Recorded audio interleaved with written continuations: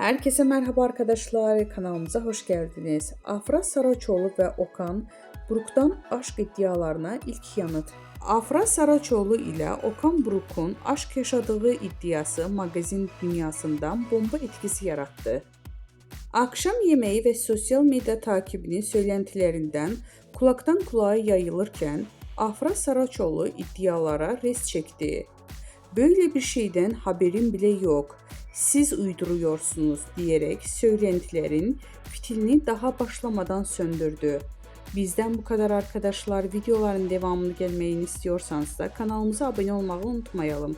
Hoşça kalın.